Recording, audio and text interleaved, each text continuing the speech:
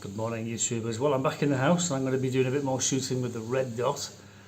And I thought to myself, I can pull this thing out of it from under the bed, because I don't have it in, there's no room for it in the box. Now, as you know, the CP2 is fitted with this detachable shoulder stock, but it's quite small, you know, and I did think to myself, well, that's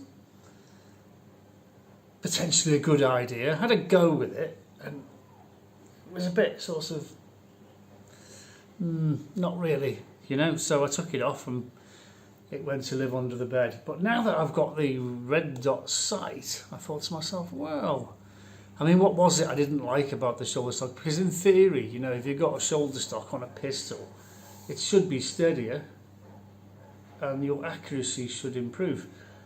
But with the standard sort of sights, I found that it was more of a hindrance than a help, really, so I took it off. But now that we've got the red dot, I thought to myself, I'll try the red dot and the shoulder stock, and then it can either become a useful thing that I use, or it can go back under the bed forever. I don't know. I mean, it's a curious idea putting stocks on pistols, isn't it? I mean, the turn of the century, the 1900s, there were loads. C96 was the main one that everybody saw, the artillery Luger. They even put them on the Browning. And they never really caught on, did they? They were bulky and clumsy, difficult to carry, I can imagine. And when it comes to shooting... Just hang on a minute, I'll just get my stock out and I'll start clipping it all on. And you just got to pull that pistol out and start shooting. In fact, when the Germans overran the FN Fabrique Nationale factory in Belgium, they just helped themselves, didn't they, to the Browning 9mm that were on offer. And they started knocking him out to the German army. It was very popular. And they came with a slotted butt so they could clip a shoulder stock on. And some of them did come with a shoulder stock, and they had sights that you could adjust for range, you know, the slide like a rifle sight. And the Germans soon got rid of them. They thought, don't need them, just need the normal back sight, because you're pulling your pistol out and you're taking shots. You don't want to be faffing about screwing stocks on and deciding which way the wind's blowing and tweaking your sights accordingly. You think, shit, pull your gun out and go bang, bang, bang, and you're having a gunfight. So, no, I mean, in theory, yeah, it's a great idea, but I don't think it just didn't work out, did it? It didn't work out with people who still have shoulder stocks on guns.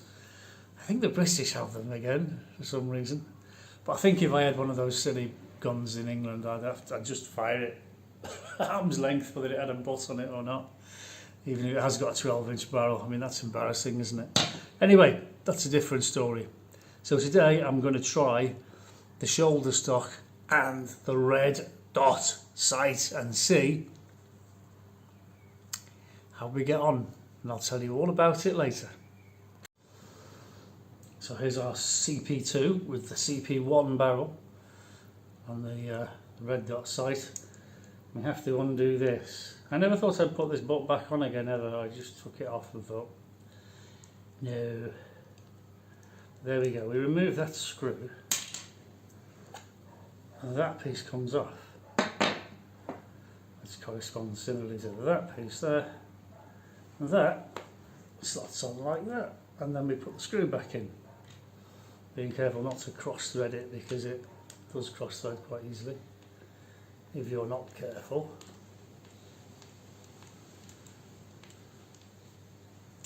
So there we are.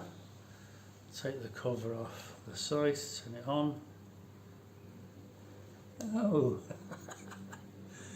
yeah. That looks okay. I don't think you'd be able to see it on the camera, but there is a green. Oh, maybe that's it. And you can hold it quite close and get a good sight picture there. Yeah. See what happened with the pistols with the shoulder stocks. I mean, people got submachine guns, didn't they, back in the day, and that sort of had a shoulder stock. a longer barrel, and they just used them instead of pistols because it was a machine pistol. So there was no real need for a handgun with a shoulder stock, was there? Right, well, I'm going to go and take this upstairs and take it on the range and let some lead go downwind. Downrange, I should say, not downwind. And see what happens. It's looking promising so far, but I said that before. And I didn't find it so. Okay, well, it's a bit windy today, but I've got a target set up, so let's go for it anyway. Because we're here now, aren't we? Nice. Got a nice green circle.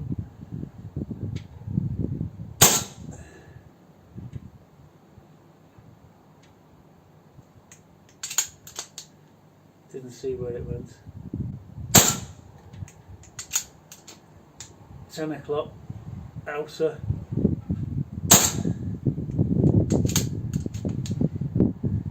Can't see.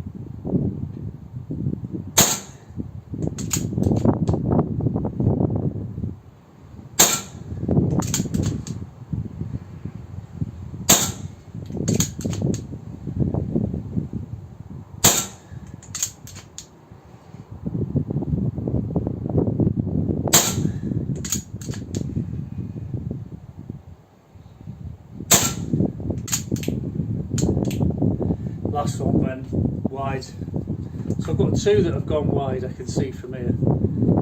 Let's go and check out the target.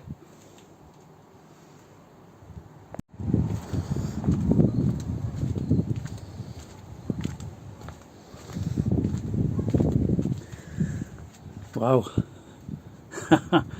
I'm impressed with that. 1, 2, 3, 4, 5, 6, 7, 8. One must have gone missing somewhere. That was 9. 1, 2, 3, 4, 5, 6, 7, 8. 1, 2, 3, 4, 5, 6, 7, 8. That was 8. Definitely lost one somewhere. Well, I'm actually quite impressed with that. Oh, that was really good, surprisingly.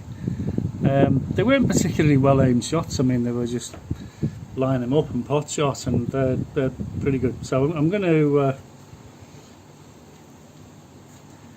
give it another magazine. And see how we carry on. Right.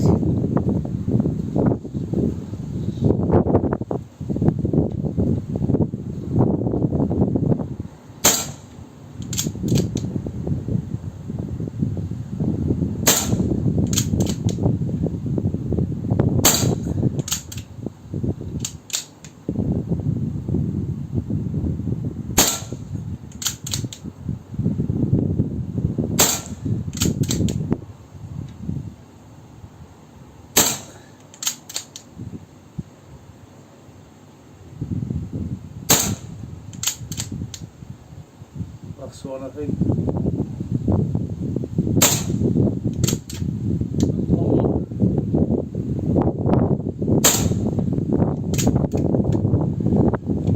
That's the last one. So let's go on. I can see a lot more holes in the bullseye this time. Well, they do say the proof is in the pudding, don't they? There's the 2 strays from last time.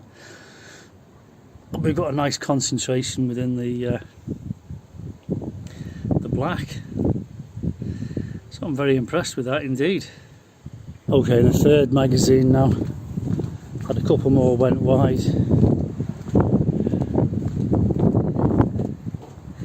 But look at that. That's excellent. We're starting to see the middle of the target missing.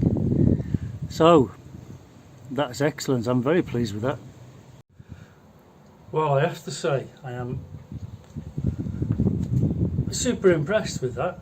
I am. The red dot, it's green at the moment, but I mean it can be red. The red dot sight is fantastic. I'm going to practice a lot more this afternoon with this, and I'm not going to film it obviously because but wow, I mean with the shoulder stock